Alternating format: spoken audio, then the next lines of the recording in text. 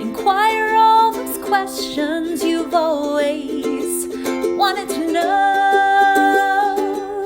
Ask Kati anything. Hey everybody, welcome back to another episode of Ask Kati Anything. I am your host, licensed marriage and family therapist, Kati Morton, and today's theme is PTSD, trauma, all of that stuff. Now, if any of you are new to the podcast, welcome. I ask for the questions on Sundays over on the community tab of my podcast channel. So if you just went over to YouTube and put in Ask Kati Anything podcast, it will come up, or you can go to youtube.com/opinions that don't matter. That's the podcast I have with my husband, Sean, and that's where all of our podcast videos live.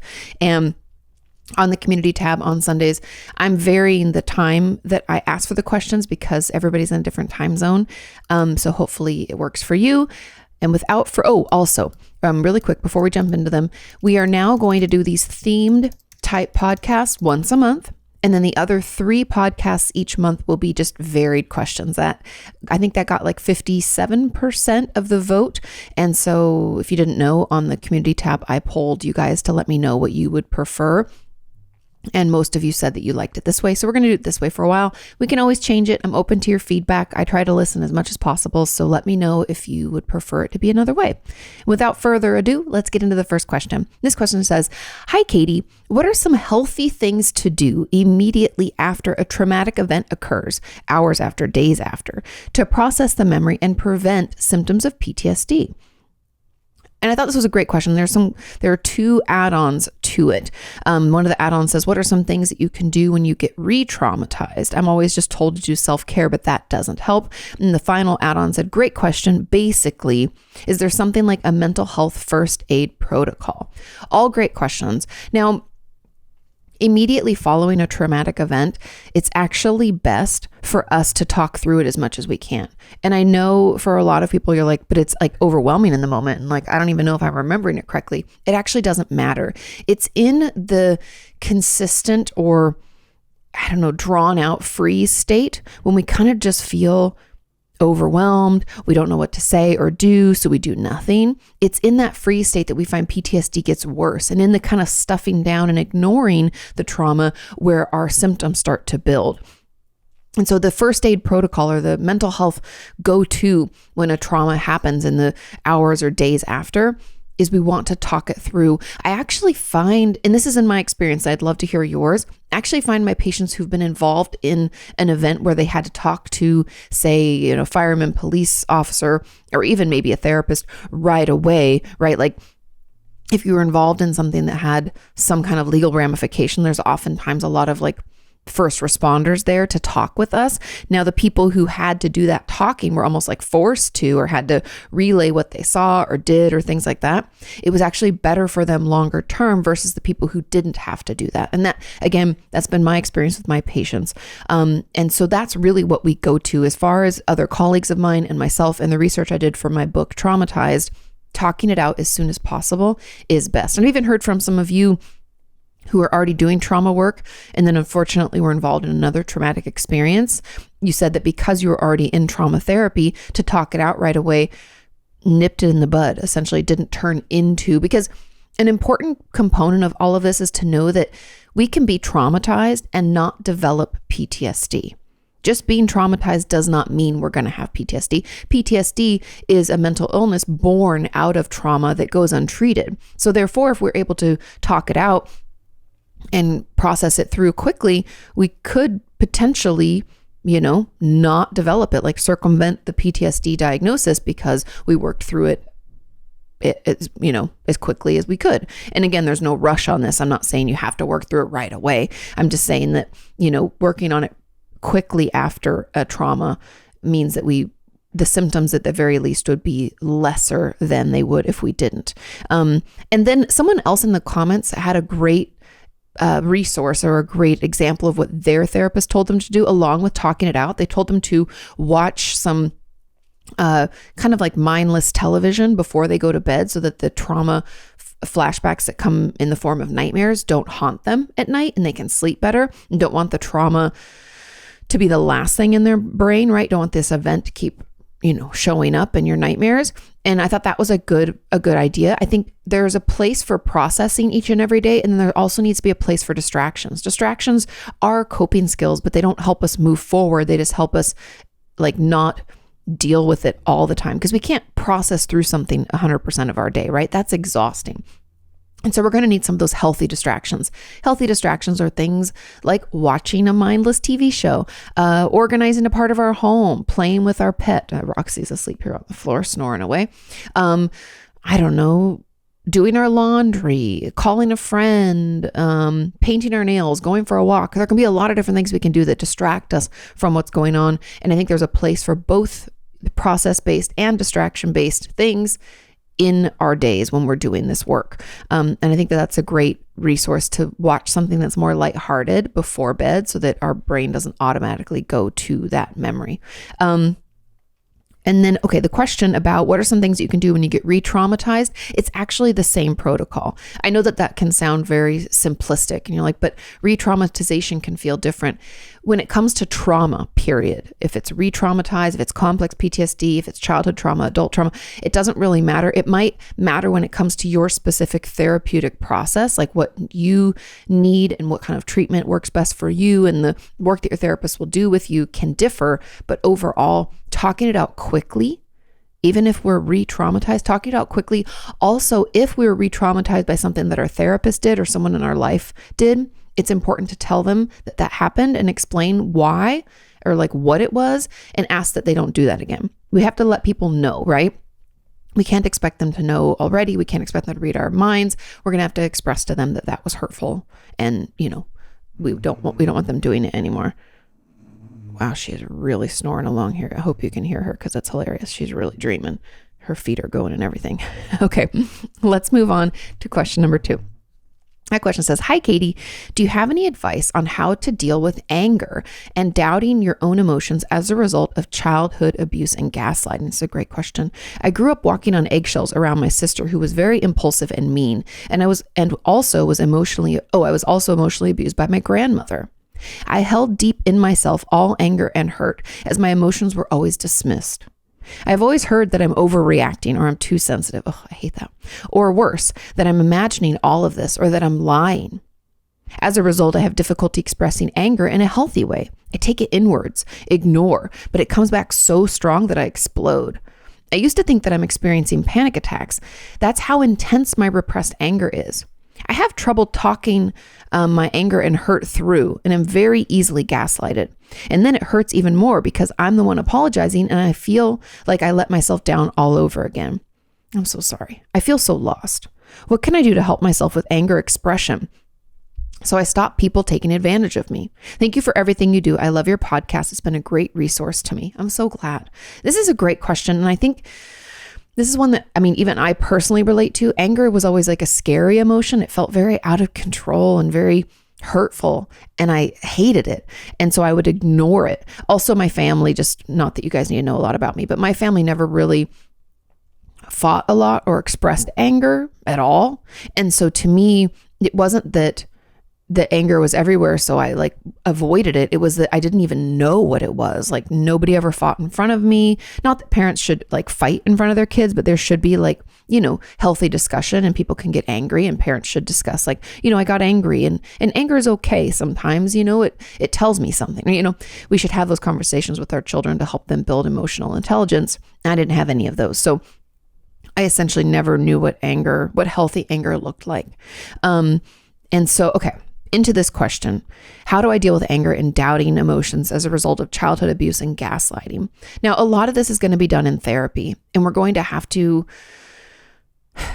talk it out and role play some things out with our therapist. Now,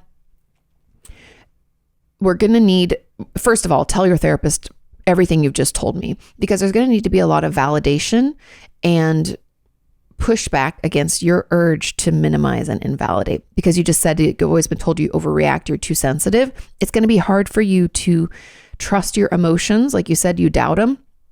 So it's going to be really hard for you to trust them because you've always been told that they're too much and not okay. And we're going to need our therapist to show us that it is okay and allow us to express them in session.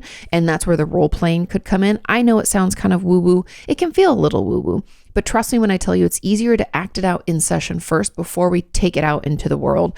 That can be even harder and even potentially, more difficult for us because of defense mechanisms and, our childhood abuse and gaslighting, right? So I just want to put that out there first. But when it comes to anger expression, I find as a recovering people pleaser and an anger in person, didn't know how to express anger, I would explode in like really inopportune times in my life because I didn't express anger little by little throughout my life. I'd just like hold it in till I couldn't hold it in anymore. The best way for me to get it out first was to write it out. And I used to write these letters like really rough with like pen on the paper. I didn't find typing to be as effective personally. If you prefer to type, you type away. I don't know. I found something about like pushing a pen into paper. Sometimes I even ripped the paper when I was writing. And I would write all, you son of a bitch is so blah, blah, blah. I would just get really angry and I would write out everything I was pissed about, everything that like really made me mad, things people had done that hurt my feelings. And I learned through that, first of all, it felt really cathartic for me to get it out. And then I would tear up those things because I don't need to return to the anger. I think sometimes I would return to that anger as a way to like continue hurting myself because then I'd feel bad about what I'd said, or I'd like kind of stew in it, which didn't make me feel any better. But getting out what was going on with me and how I felt, I thought was helpful to me. So writing was a very passive way of getting that anger out. And then what I learned through that process, and you might want to keep your writings if you need to return to them, but through that process of just writing them out, I learned that my anger usually was the secondary emotion, because anger is a secondary emotion, meaning it shows up after another emotion is already there to protect us. It's puffer fishing, essentially. Now, my anger always came to my aid when I felt vulnerable. Now, it wasn't that I felt hurt. It wasn't that, sometimes it was, but most of the time it was just that I felt vulnerable, meaning I felt like I was taking a risk and I was uncomfortable and I didn't know how someone was going to react and it could have gone poorly and I'd put myself out there, and when I was in those situations, then I would feel angry at myself, angry at the person if they didn't react in the way that I had hoped, all of that stuff. And then, like I said, sometimes it was because someone had hurt my feelings. They'd done something to me that I didn't like, said something that, was really painful to hear, whatever. And that, for some reason, was so eye-opening to me because then I was able to see my anger for what it was, which was my protector. Now, everybody's going to be different, but anger, I always believe, kind of fills that role of protector. And I'd be interested in how you think about it. What are some of the situations anger has come to your aid? Because instead of fighting against our anger, we have to find a way to acknowledge it and accept it and then be grateful for it. Because anger tells us something, right? I've talked about this, I think last week I even talked about, those like little red flags that can pop up. And a lot of times we think of those terms as like bad, right? Overreacting, being too sensitive, like all these words that were like quote unquote bad words, but they're actually really incredibly helpful in therapy and in our own personal growth because those are just indicators, those red flags, that something bigger is going on, right? If I'm really angry and I'm like exploding and my anger really is an overreaction for the situation at hand right now, that tells me that I've been storing this for a while. And then I'm like, wait, where is this coming from, right? So I could really go down a rabbit hole here, but what I'm trying to say is I want you to be curious about your anger. I want you to get to know it instead of running away from it, pretending it doesn't exist, thinking that it's bad. Every time you find yourself getting in that thought process where you're like, God, that really pissed me off. And you're like, why am I such a horrible person? I shouldn't be so pissed at that. When we start doing that, like essentially what I call like invalidation, minimization of our feelings, but it's like when we shit talk our anger, I want you to just say, hey, let's stop. Katie says anger's interesting. It's helpful. Let's learn about it. Okay. Again, we don't have to turn it into a positive. We don't have to say, I love my anger. That's not the goal here. The goal here is just to understand it. When does it show up for us? When is it so intense that we can't hold it back? And also for me, a helpful key was like, why am I holding it back? And the reason that I was holding it back is because I was raised in a Christian home. I was raised in kind of a small town, maybe more traditional, space. And so anger expressed from a woman, and maybe even men too, I don't even know if it was specific to girls or women, but it was like, I shouldn't get angry. Like anger was an ugly thing. There was that kind of belief system in my head as well. So be curious about why you were stuffing it. And also, like I said, too, in therapy, I learned that like I never saw anger in my family. So I didn't really know. So it was a very foreign thing, which foreign can be scary, right? And so anyways, be curious about that, because the more you can learn, then the goal of this, again, is not to love our anger and think it's wonderful, but it's to understand it. Because then after understanding it, we can come to a place where we can healthfully express it. Healthfully expressing it to me means upholding boundaries, communicating an upset when I'm simply upset. I'm not enraged, right? That's the difference, because I understand it. I can feel it earlier on. It could be helpful while you're being a detective to consider how anger feels for you. Like for me, I find myself like clenching my teeth and my fists. I'm very tense and very irritable. And like, I kind of want to isolate because I don't want to get angry. Anger is overwhelming. I don't know how it looks. I don't want to be a bad person. So I don't want to be around people because they could push me to show my anger. And so I noticed those symptoms earlier on. And then I'm not perfect and I don't do it all the time, but I am quicker to say that hurt my feelings, or, hey, I didn't like that, or can we talk about this more? I find myself upset about it, right? And being able to have those conversations, and it may take you a minute. You may have to step away till you can kind of get yourself to a place where you can have conversations. And it took me a while too. Like Sean can attest to the fact that I used to get angry easily, and like for what I'm sure he thought was no reason, because it didn't make sense at the time. But anyway, those are just some of the key points along the way as we kind of get to know our anger and accept our anger. And then the doubting of emotions, like I said, due to the gaslighting and childhood abuse, that's going to come like work in therapy and noticing those thoughts. When we start shit talking ourselves and trying to minimize or invalidate an experience, I want you to start to just pay attention.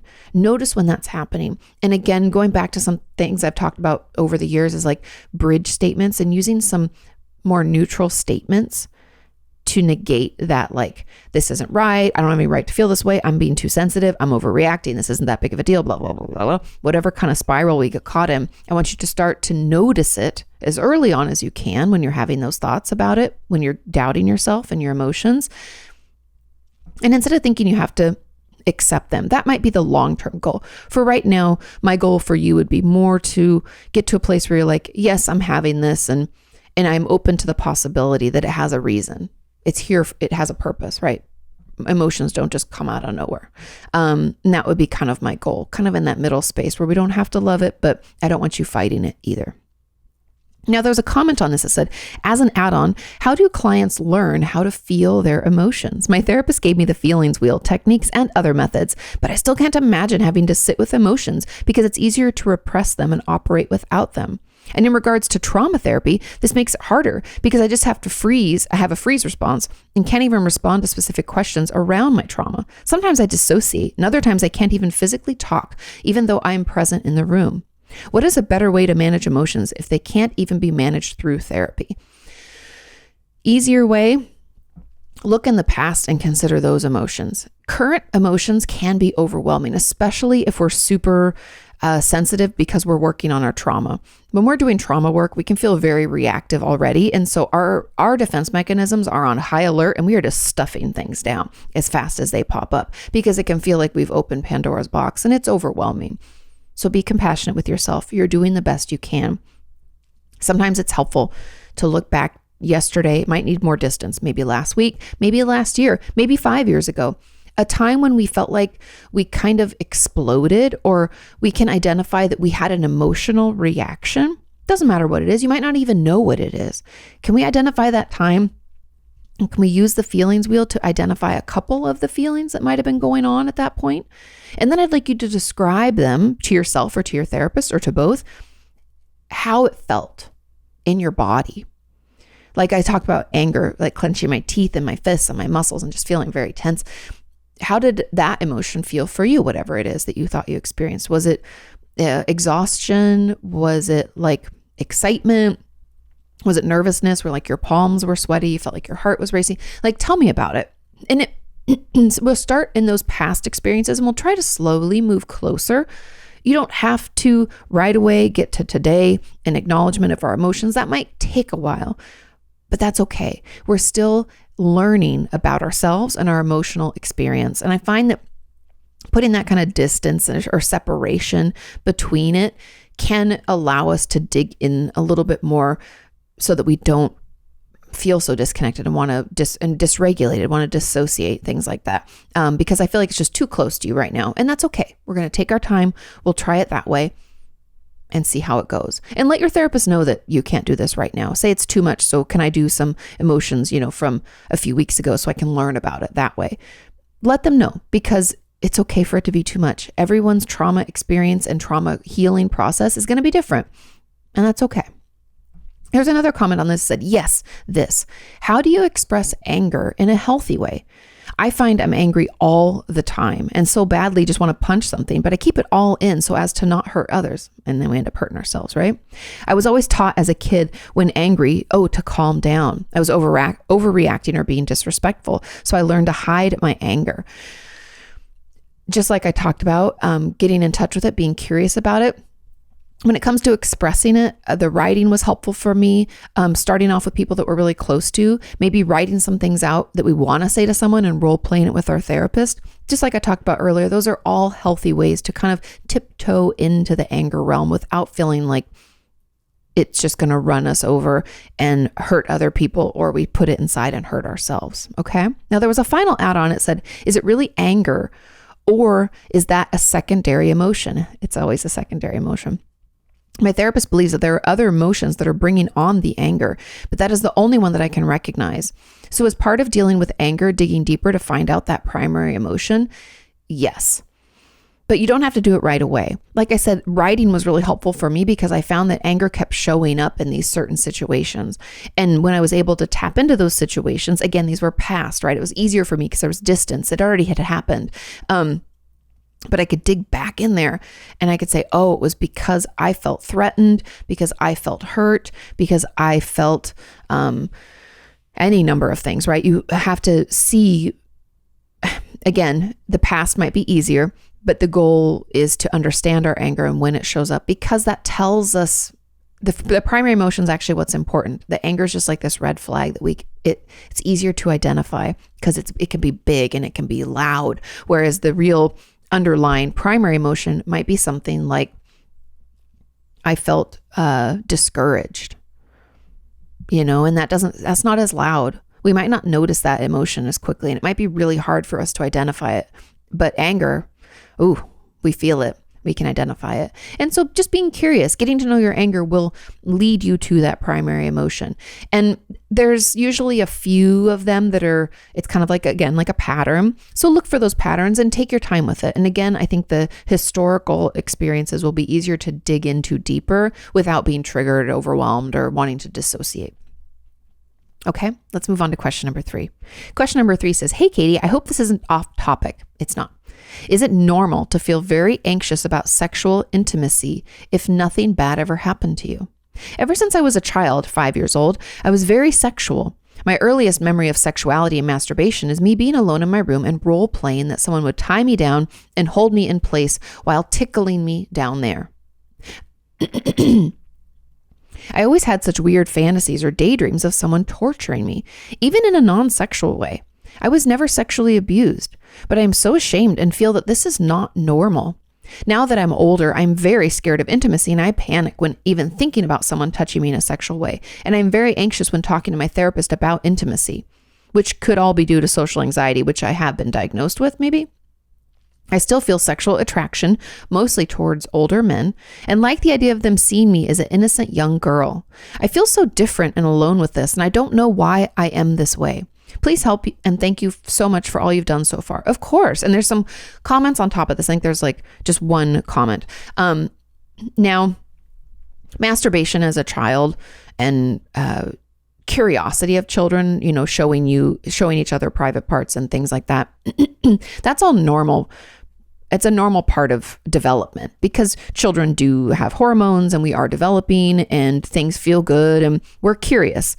And there's nothing wrong with that. I don't want anybody to feel that, that means something, that they're broken or have any shame about that. However, when it gets in the way of us functioning right, then it's a problem. It doesn't mean something's wrong with us. It means that something's going on that we don't like. And it's like a ego dystonic, we would call it, when it like goes against who we feel we are, and it doesn't feel good. We don't like it. And it sounds like this is bothersome to you. You don't like this. And these fantasies, and you're like, what the hell? Where did these come from? Right? And I have to be honest, if you hadn't said that you were not sexually abused, I would have gone there. And I might even just be curious about this. Like, what, even if nothing bad happened to you personally, I've had patients in the past have situations or experiences like this due to watching pornography at a young age and being exposed to pornography in one way or another. Whether it was through, one of my patients had like an older sibling that was very into, at the time, it was like VHS tapes, Hey, Pornhub wasn't around back then. And, nudie magazines and things like that. And being exposed to that really young definitely changed the way that he interacted with his own sexuality, masturbation, intimacy, things like that. And so I'd be curious about it. Again, there doesn't have to be this like deep, dark, really bad thing that happened to us. I'm just curious, when you first were exposed to sexualized content in a movie, on TV, pornography, magazines, things like that. Do you remember any of that? And I'm just being curious again, because I wonder where this is coming from.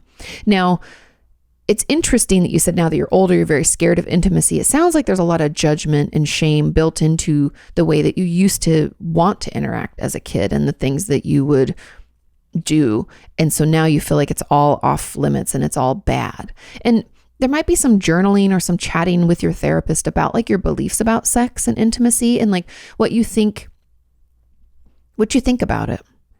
What are the judgments or the beliefs? Because when I say judgments and beliefs, I mean, there are beliefs about sex as a whole. Like if you were to still enjoy stuff like a kid, like you wanted to, like, let's say you had a very active sex life and you had a partner and you were like, I want you to tie me up, and you let them know and they were doing these things and you were enjoying it. What would that say about you? What do you think that means? What's the belief about that? Or for other people who do it, maybe it's not just you personally, maybe it's everybody who engages in that. What do you think about that? Let's write about that, think about that, talk about that. And then also, what does that say about us? Do you think that means something's wrong with you? Or is there only one way to have a healthy sex life? I'm just curious. And I'm also curious, like, if anybody in your life ever had a conversation with you about sex and consent and safe sex and maturity, like I remember we had like sex ed a bunch of times throughout my childhood. I was fortunate enough to live in an area that had sex ed as part of the public school system, but we had like the first talk, which was about like wearing deodorant and your body's changing and tampons and blah, blah. And then the next one was more about like STDs, safe sex, consent, stuff like that. And then we had, I think, one more about like, I think it was just another safe sex type thing. But, what's your history? What have you experienced? What have people talked to you about? Because it is normal to feel anxious about sexual intimacy if we don't have much experience or if the experience we've had hasn't been good, but that it's not quote unquote normal for that to last for very long, right? It could be because because you said you've been diagnosed with social anxiety. It could be part of that because intimacy with another person involves another person. It's a social activity, so to speak. And I could see that causing even more anxiety. But yeah, we have to be curious. Where do you think it comes from? Because your real question is it normal to feel very anxious? If we have anxiety, yeah, it's normal to feel anxious about everything if we have an anxiety disorder. It could be everywhere. But I'm curious if you're able with your therapist to tease out this versus your anxiety symptoms, because sometimes they're the same and sometimes they're different. And I feel like that will give you more information and allow you to better understand what's going on. But I am very interested in the like beliefs or assumptions or judgments that you make about sex and intimacy and what that says about you or other people. I think it's worth digging into that. I think a lot of us could benefit from digging into that because that we've been told a lot of messages throughout our lives about sex, and we can judge ourselves better or worse because of that. And it's important to know where that's coming from because it can really make it hard for us to have a healthy, happy sex life later in life, And it also, I find it interesting, the older men thing, mostly being attracted to older men and wanting to be an innocent young girl. Again, without judgment, what do we think that comes from? Why do we want to be innocent young girl? Do we want to be taken care of? Because maybe this is stemming from like some emotional neglect in our family where we never really felt cared for, or like we could rely on anyone, where our parents really inconsistent and we never knew if they were going to like show up for us. I don't know. Or, do we think maybe something has happened and we've repressed it? It doesn't sound like that's the case because you're saying it's not, but those are just some questions that I have that I would encourage you to dig into and to be non-judgmental, be curious like a detective about it so we can learn where this is coming from. And then there was a comment that says, "Hi Katie, along that note, what about being attracted to much older men at an early age? Now that I think of it, I was always doing similar behaviors when I was young. I was also convinced that I was going to marry Dennis Quaid. I don't recall any sexual abuse, but my parents were very protective because of my disability." Oh, okay. "I also used to spin in circles all day long and could easily dissociate or maladaptive daydream. My parents were divorced, but my dad was actively in my life. Could there be another explanation?" Yes. Having helicopter parents, people don't realize that that's just as damaging, because, and part of me wonders if you wanted a much older man because you were always cared for and taken care of, but maybe not in the way that you needed. They were just super protective, but I don't know. I'm hypothesizing here. So just, let me run through this. And if it's not correct, it's not correct. But I wonder if being protective of you because of your disability didn't allow you like emotional connection, or feeling like you were treated as an actual human. You were more like a thing that needed to be protected. I've heard it from a lot of our community members that having a disability at a young age can kind of alter the relationship, and we can be seen differently, and that can make us see ourselves different, and it can like mess with how we feel in relationships. And I would wonder if maybe that feeling of like, I can never take care of myself, I always need other people to be there for me, because they never allowed you to like test and figure out that you could probably do more than they'd allow. They helicoptered, right? You never got to have any kind of independence. So the idea of having an older man that you're in a relationship with probably feels very safe. It probably feels like you're finally getting to be, an adult and be treated as an adult. I think there's something tied up in the way that your parents treated you and your desire for an older man.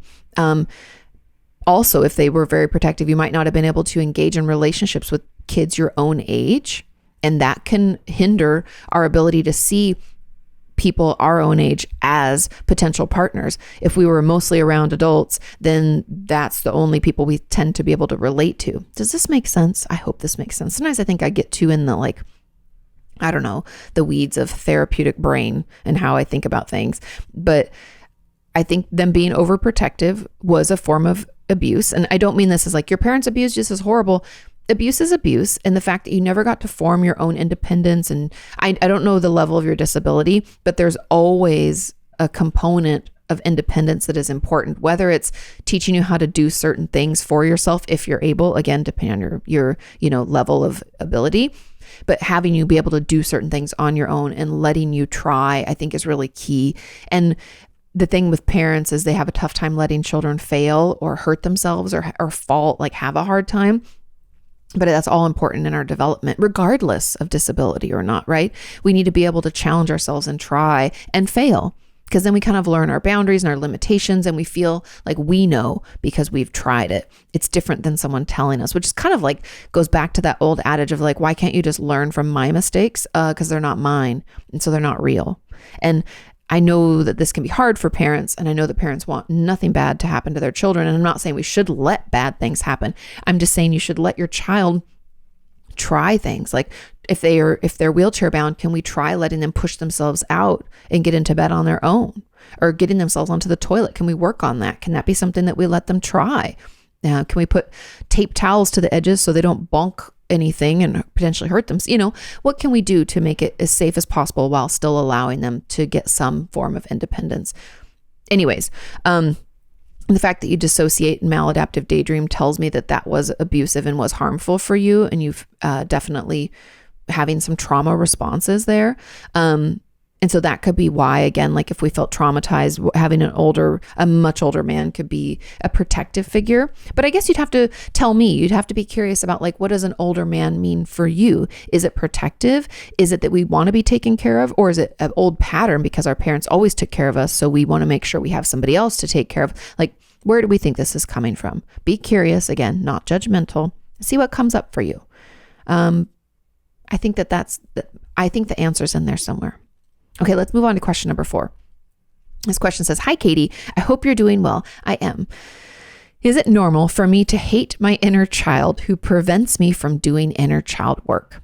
If yes, how can we proceed with the inner child work if that's the case? Thank you so much." This is a great question. Now, it's normal to hate our inner child. We can blame and shame them, think that they deserved all the shit they got.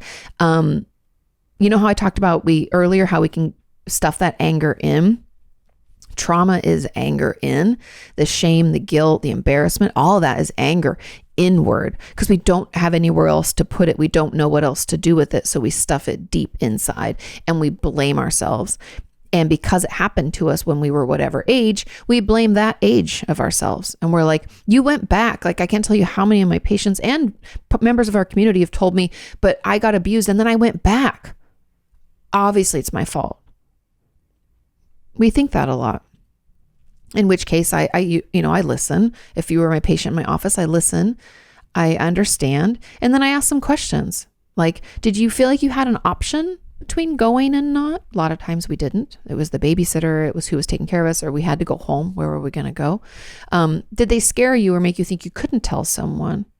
Or did you know what was happening? Because most of the time the answer is no. And it's not. I think logically we all know, well, I didn't do it. It's not my fault. But it's hard for us to believe that, right? We can know something logically and not believe it in our gut.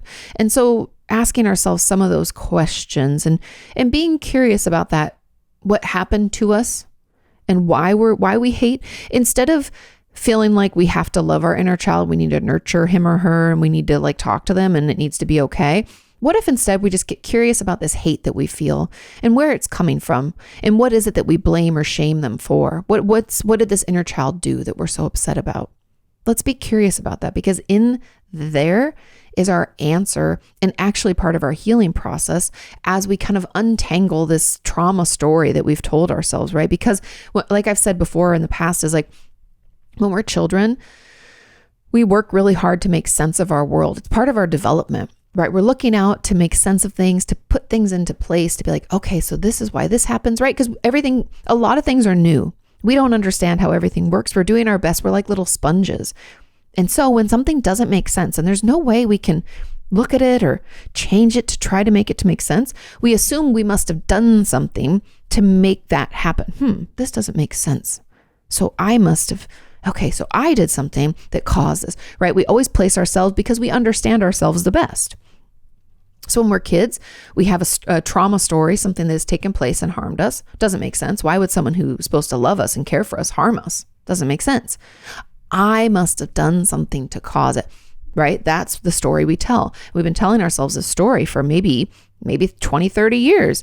And so we hate that inner child. We're like, fuck you. You got us in trouble. Why'd you go back there? You made it happen again. It wouldn't be so bad if you hadn't done. We just have this story and this conversation for a long time. And that hate is built up. But the hate really isn't for that child. The hate is for what happened and the nonsense, the story that why would this happen? That why. We don't have an answer. It doesn't make any fucking sense. It just makes us angry and it makes us hurt. And why are we dealing with this now, right? And so instead of taking it out on our inner child, which is really ourselves, can we just dig into that hate? Consider where it came from. Have adult us ask little us some questions about it. And you can be ruthless. You say, why the fuck did you go back there? What the hell were you thinking? But then you have to speak honestly from child you, if you can tap into that. Child you probably said, I didn't know what else I could do. You know how mom was. Or where was I supposed to go? I had to go home. Remember, we tried to stay at our friend's house that long time, but mama came and got us. I don't know the story, but you have to, if you're going to dig into this, we're going to have to speak honestly to our inner child. We can be filled with rage. We can say whatever we want, but inner child of us gets to answer back honestly too. And I want you to really think about what was going on then and why that did take place from an adult perspective, because child you didn't have as many options as adult you had. And I think that's the difficulty with inner child work, is because adult us is like, what the actual fuck was happening? Why did we do this? Why did we put up with that? It's hard to remember what it was like to be a child. Consider, if you have children in your life now, just talk to them for a bit and you'll be reminded of their level of development and what they have control over and the vast amount of their life they don't have control over. Try to consider, show yourself a little compassion. Child us just did not know what adult us knows and didn't have the power, the strength, the resources that we do now. Consider that, okay? And yes, you can still do the inner child work even if you hate your inner child. That's okay. I think the way you proceed is through acknowledgement of that hate and expression of that hate and having an honest conversation with your younger you, okay? And there's a comment on this that said, sometimes I feel sorry for my inner child and other times I hate that child that was so stupid and let others take advantage of me. It's been wounded by my parents and bullies. I started working on my inner child with different therapists and I ended up getting nowhere because it's just too difficult to process all the things that happened to me. I don't want to cry in therapy, but the whole subject just makes me want to cry. And that's not okay with me. My mom taught me that. How can I work on my inner child without wanting to kill it? I'm so sorry for the unkind words. It's okay. We can have unkind words. Not all of our words have to be loving and wonderful. Life sucks sometimes, right? And again, I think we don't have to process all the things that happened, but I just want you to have a dialogue, right?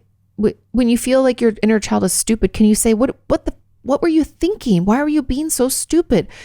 Have that real conversation. Again, those conversations don't have to be loving. We don't have to write these letters of like, thank you so much for getting me through, blah, blah. It doesn't have to be that way. It can be. For some of us, that is the healing process, the nurturing part, and we can jump right into that. But for a lot of us, we're going to fight. We're going to hate. We're going to be angry. And again, remember that hate, that anger, it's a secondary emotion. It's coming out of pain. Something bad happened. We were hurt. We're trying to make sense of it. We don't know what to do, so we just hate. Anger's protective. It's protecting us from acknowledging just how helpless maybe we felt or how hurt we were that we went to someone for care and all we got was more pain, It's okay to cry also. You might want to practice setting aside some time to cry, not in therapy, on your own, in private, maybe in the shower, somewhere where you feel like you can do it, because it is actually a chemical release in your body. And it can be both exhausting and relieving and wonderful at the same time. And then no one has to see it. So we're not necessarily pushing against that belief that our mom said it's bad to cry yet, but we'll want to push back at some point. But yeah, so I think it's okay to want to kill your inner child. It's okay to have unkind words. Again, let's have these real conversations with our inner child, but we have to have a real conversation back. Now, there was a final add-on to this says, yes, I would love to hear this. I have been told to find compassion for my inner child, and I cannot bring myself to do that. That's okay. I have so much hate for her.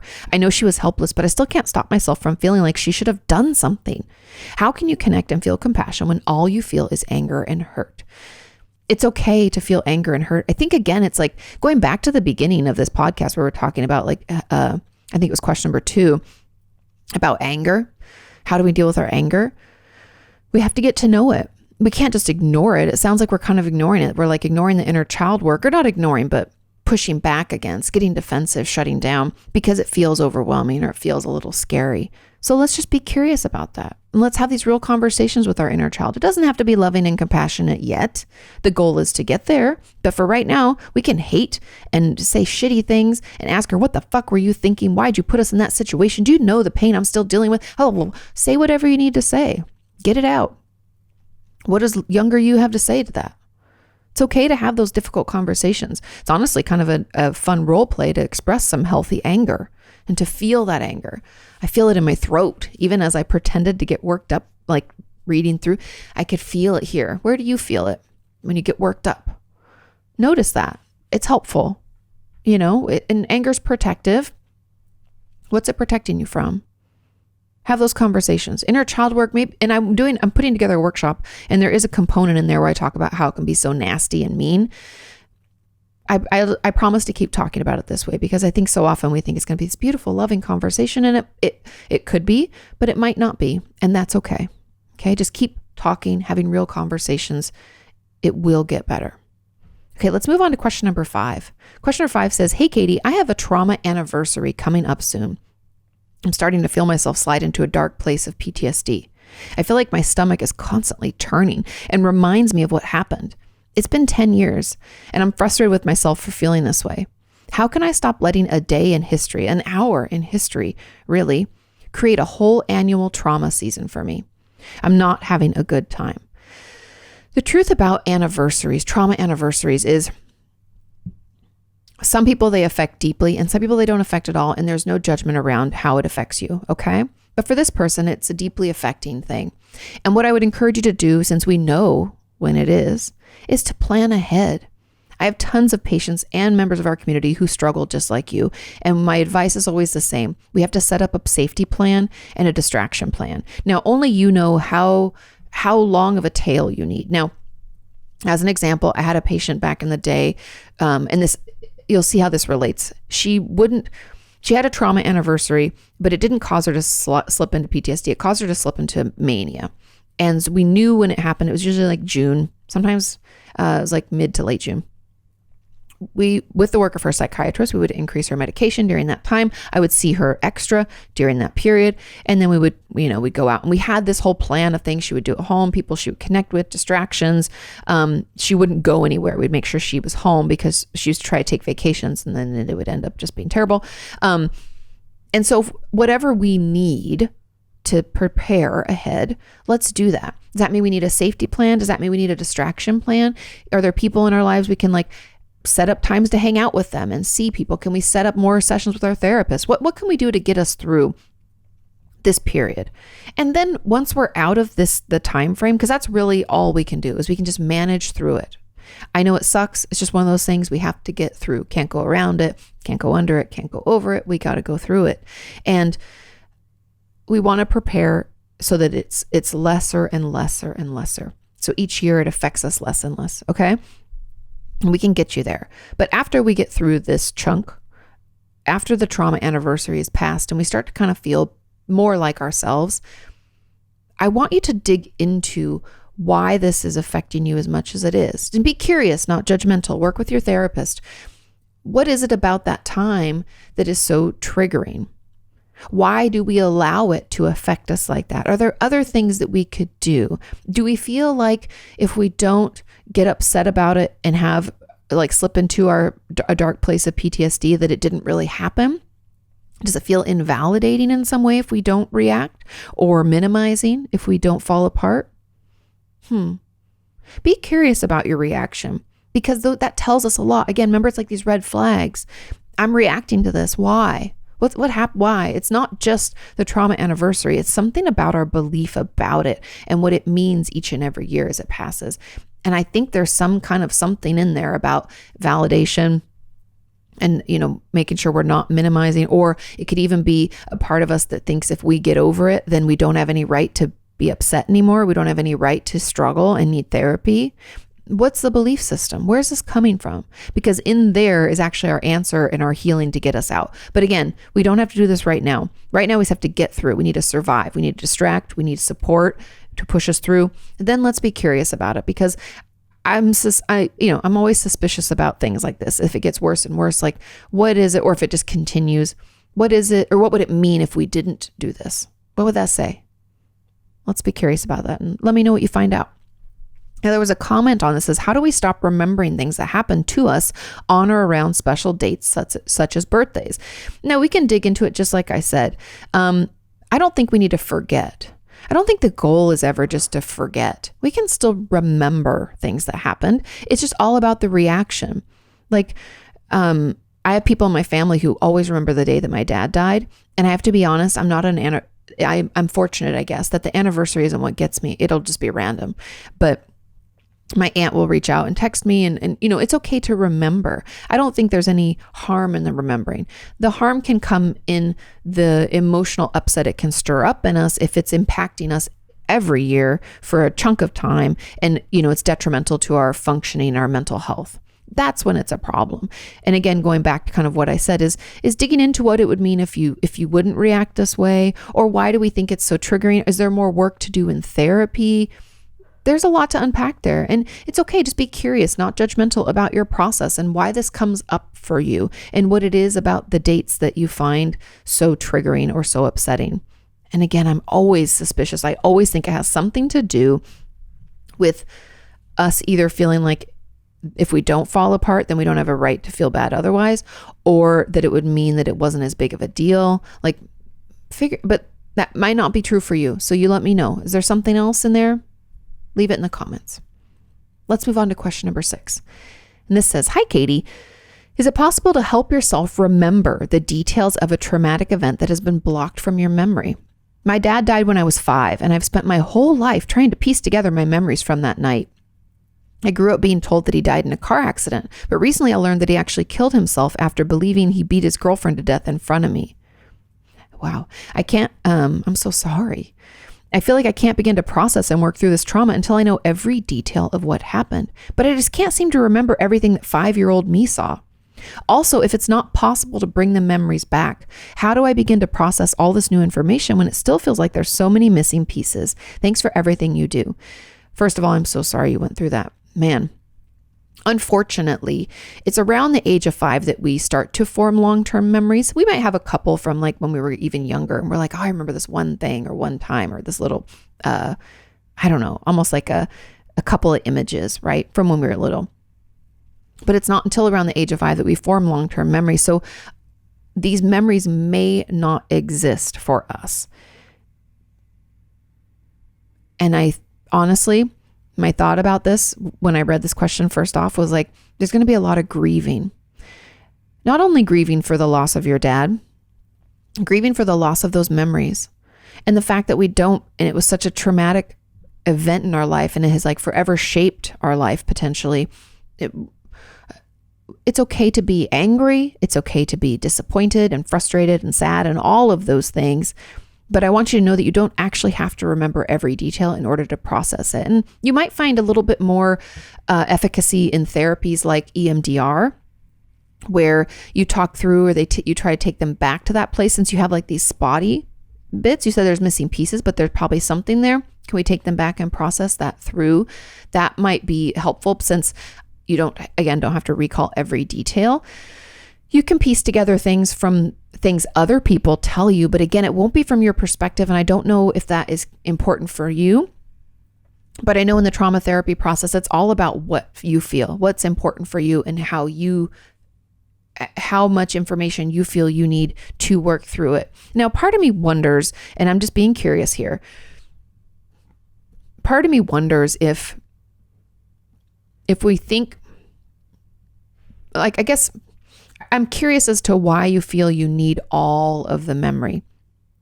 Is it for validation? Is it because we feel like if we can't remember, then it didn't happen? You know, like again, that validation piece. Like, where is this coming from? And why do you feel? I might dig into that in therapy, like being curious about why you feel the urge or the necessity to remember every little detail. There's always a lot of missing pieces. Trauma memories are complicated and they may or may not exist. And I think we're going to have to process through even that component of it.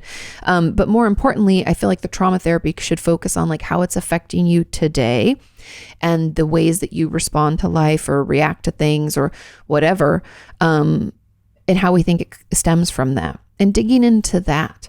And so obviously we can have other people help us to remember details, but they're not going to be our memories. And unfortunately, I don't know if they're going to exist for you. Going back there and talking through in the details that you do remember is the best way to pull that memory out because it's usually connected to things. You could use other senses, tastes, scents, I don't know, things like clothing, going back to a specific spot or a home or apartment that can trigger memories sometimes. So that might be something that you try. And that could be a way to try to remember more. But again, you don't have to in order to process it. And so I guess the question, how do you begin to process all this new information? start talking it out and being honest about how you feel about it. What's coming up for you? What are your thoughts? You were lied to. And that's why I think there'll be a lot of grieving and a lot of anger that comes out of this. How do you express that? What are some ways that maybe communicate that to people, or do we write it down, or do we talk to our therapist about it? That's really where we start. How it's affecting you now. What are you feeling about this now? Let's talk through that. And again, I'm so sorry. Now, there was a comment on this that says, related to trauma memories, I'm currently undergoing prolonged exposure therapy. People call it PET, by the way. I wasn't bothered by a lack of memory. I didn't even think that there was much that I had forgotten until I started this therapy. Now, all the holes in my memory make me emotionally feel as though I sound less credible, even though I intellectually know that it doesn't matter how credible my story sounds or how other people feel about the story, because it happened to me. And I know it really did happen. How do I emotionally reconcile that feeling of void in my story when I can't remember certain parts with the part of me that intellectually believes that it doesn't matter when I emotionally believe that it does? I can't intellectualize my way out of it. Ooh. Yeah, intellectualization only gets us so far, right? It doesn't get us very far in therapy, unfortunately. So many times we're like, I get it, I understand. But understanding doesn't mean we feel it, right? And so part of you, I'd actually encourage you to dig into that, to be curious about, I kind of have an answer here, and I don't want to answer it for you because your experience can be different. But my hypothesis is that there's somewhere in there, younger you who had this trauma occur is still thinking that they did something to cause it and that it's their fault and that it's not that big of a deal and that, they're making it into more than it is. You're overreacting. You're too sensitive, whatever messages you either told yourself through the shame, guilt, embarrassment, trauma cycle, or maybe from the person who traumatized you or someone else involved in it. We've heard these messages loud and clear from ourselves or from others or both, and we've internalized them. And so I want you to kind of I think the inner child work is where this is actually going to be the most helpful. And again, like I talked about earlier, it can be a beautiful conversation. It can also be a kind of a nasty one.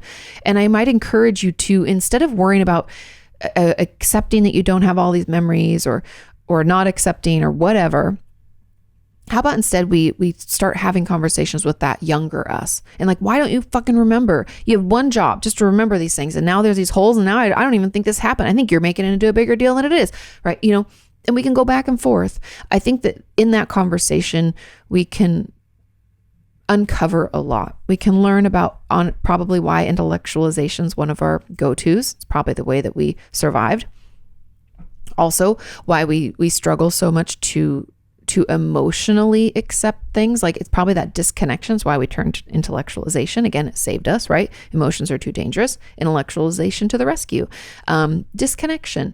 And we might learn a little compassion and understanding for ourselves as a whole, little us and us now. And I think that in turn will get us to the result where we can let go of the fact that there are going to be voids in our story and blips of memory that aren't there. But I think that it's through that healing of that relationship and that conversation, because it's tied up in the shame, guilt, embarrassment cycle, in this trauma response. That's why we have the separations, right? The intellectualization has always come to our aid. And then we're looking at it and we're like, that's not doing the trick in this scenario because emotional us is too raw, right? And so we have to be able to it's almost like adult us and child us, right? And we're going to have to kind of bind them back together, get them talking, help them understand each other. Does that make sense? I hope so. Okay, let's move on to question number 7. This question says, hello, Kati. I have been diagnosed with CPTSD, otherwise known as complex PTSD, and PTSD, alongside with other mental illnesses. When I've been in therapy, it's like my mind goes blank, and it's hard to connect to my emotions and even to memories. Is this considered dissociation? Can be. The reason that I'm unsure is because I know where I am and what I'm doing.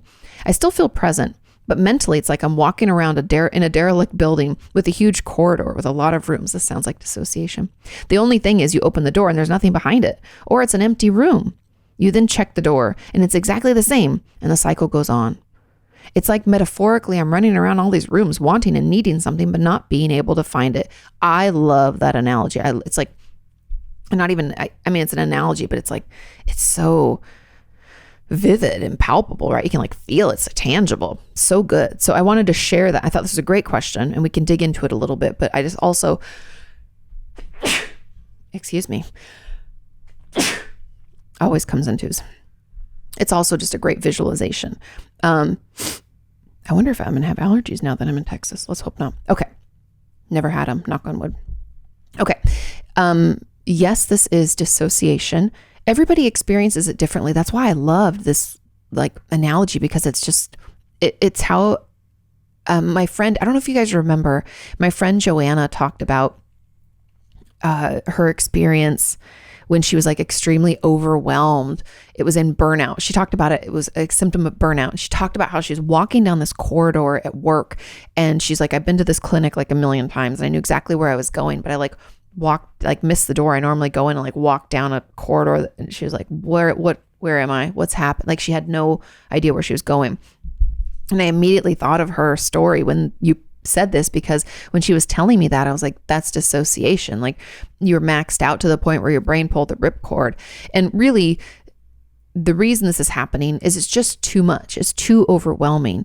And so I would let your therapist know, and I might try to circumvent this by either writing a letter and bringing it in or emailing your therapist or something so you can get it out before session so that we don't go boo already. Sometimes I find even trying to tell our therapist that it is too much and we are dissociating could be enough to make our brain pull the ripcord. But I am going to encourage you, okay, so along with like trying to tell your therapist ahead of time, I want you before and after therapy to do full body shakes, shake like a dog. You know, we're going to reset that nervous system because we're feeling too queued up. That's why we're pulling the ripcord so quickly. Shake it out.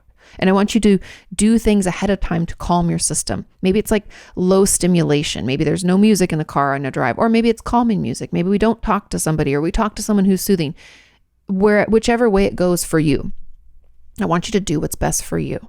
I want you to have some things that are somewhat soothing. Maybe just think of things that don't make you feel terrible, because sometimes we can't think of positive things. So what doesn't make you feel terrible? Let's do those things as we build up to our session. Do a full body shake when we get out of the car. Make sure nobody's looking. Do a shake or go in the bathroom and do it. And then go in and see if that helps, because it's just too much for your nervous system. So we need to kind of take the edge off so we can at least get in there and start the process. Right now, it's just too much. We're overwhelmed immediately. So we're going to have to bring that down first and let your therapist know. Again, let them know it's been too much. You find yourself dissociated. You can even just put it in the way you put it to me. It's so beautiful. It's just a beautiful way of talking about it. Yeah, and they'll be able to help. Okay. Let's move on to question number 8. This question says, hi, Kati, I hope you're doing well. My question is, can someone accidentally or on purpose, I guess, fake PTSD?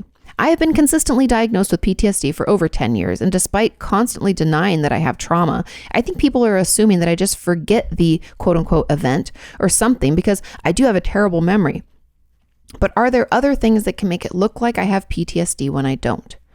I apparently dissociate a lot, and I panic if I see certain things like a type of car or hear a certain voice, and I have problems with basically everything in life. But how can these people be saying I have PTSD when there's no traumatic event? This has to be wrong, right? Am I causing people to think this by the way that I act? I'm worried that the reason I'm not getting better is because my diagnosis is wrong. But for several people to have come to the same conclusion, there has to be something that I'm doing, which makes me feel crazy. If you have any insight, I'd really, really appreciate it. Thanks for everything. Unfortunately, it does sound like you have PTSD. Now, we could have panic disorder. That could have a lot of these same symptoms. You could bring that up and they would want to look into it. But your memory, not having a memory doesn't mean that our nervous system doesn't remember. I love the book, The Body Keeps the Score. It's a lot to digest, and I don't necessarily recommend you try to read through it all, but I think it's a really helpful resource and something that I do recommend working our way through slowly. But we do have cellular memory.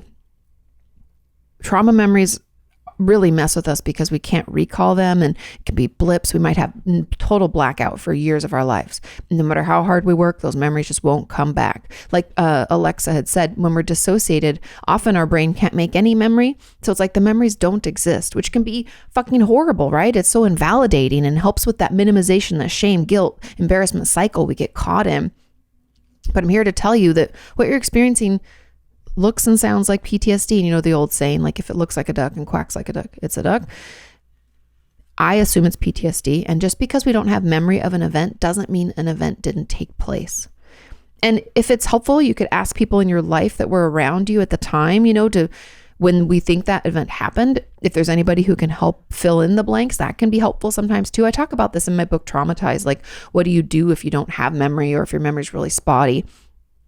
Again, having memory or not doesn't make PTSD applicable or not.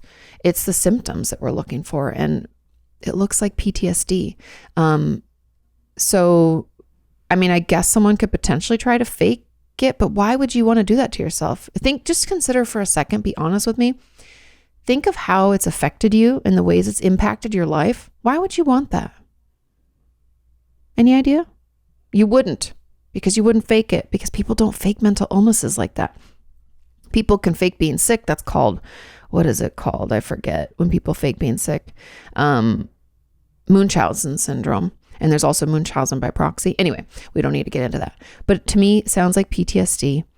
I know it's hard. I know you want to minimize and invalidate. But having the memory isn't necessary. It's the reaction. We have to get our nervous system calmed down. We have to process through what Alexa said. When we don't have those memories, we have to focus on how it's impacting us today. And we have to work on that. How can we soothe that? What are some things that we can do to help us cope with what's coming up? And we can still recover and still be symptom free. It's just different, right? Everybody's process is different, and that's okay. Now, there was a comment on this, says, my question on top of this one is, can traumas after the initial trauma cause new PTSD triggers and make already pre-existing PTSD worse? Short answer, yes. Unfortunately, our trauma response can grow and grow and grow. And if we're traumatized again, it adds on more things to avoid, more things that are triggering, and it just keeps growing like a virus. That's why treatment is important. And, that's why prolonged exposure, like exposure therapy, is actually the best treatment for trauma by and large, because trauma tells us it's not safe to engage in that or be out in this situation or see people here. And so our world starts to get really small, and exposure therapy pushes us out and, makes us do those things, be around, again, not in harmful situations, I'm not saying, but things that might normally be triggering. Exposure therapy pushes us through so that we do it and we realize, oh, it actually wasn't that scary. It wasn't that overwhelming. It was okay. I didn't get hurt, right? Now, there was another comment on this says, I feel you. And maybe as an add-on, is it possible to have dissociative symptoms without having any trauma in the past? Yes, we can dissociate without trauma, and we can have trauma without dissociation. Is that clear? They can occur together, but they don't always occur together. And so dissociation is really a symptom of our nervous system being overwhelmed and it not being able to stay present. It most commonly connects with PTSD, but not always. Not always a trauma. We can dissociate because we have really high anxiety, because our depression gets really intense. We can have it for a lot of different reasons. It's really just our brain's way of pulling the ripcord from reality to give us a break because we're overwhelmed. Okay? Final question number 9. Says, hi everyone. Hello. How does one go about sorting through complex PTSD? I've tried talk therapy, but I struggle to, talk. I'll just always be saying, I'm fine. And I get super flooded with internal anxiety. I go completely blank. Not super helpful. I've looked at alternative therapies, but they make me even more nervous, like EMDR, Sandtray, etc. I don't know where to start. And it feels like my therapist is getting flustered. I'm starting to feel like no one can really help me. And this massive anxiety is just how my life will always feel. For extra notes, I'm on anxiety meds. I have a great relationship with my therapist, have a history of sexual abuse, and my parents were super emotionally abusive. I love my life now, but the anxiety I've accumulated in the first 20 years of my life is spoiling it for me. SOS. I love this question. The truth about this, when we feel stuck in therapy, I cannot encourage you all enough to talk about the stuckness. Don't talk about the fact that I'm fine, I get flooded and I can't talk about the fact you feel stuck. Do you think you could do that? Sometimes it's like we're trying to go through the front door and our nervous system is like, nope, it's got a moat and a bunch of gates. And it's like, fuck that, you can't get in. So we got to sneak around the back. Sneaking around the back is like saying, hey, I've been trying a bunch of therapy. I sense that you're getting flustered. I'm flustered. I can't fucking talk about anything. Shut down. Say I'm fine.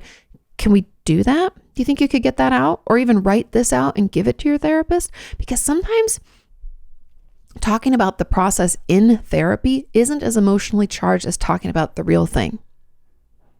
So let's give that a go. See if that helps. See if it helps lower the anxiety enough that we can talk a little bit.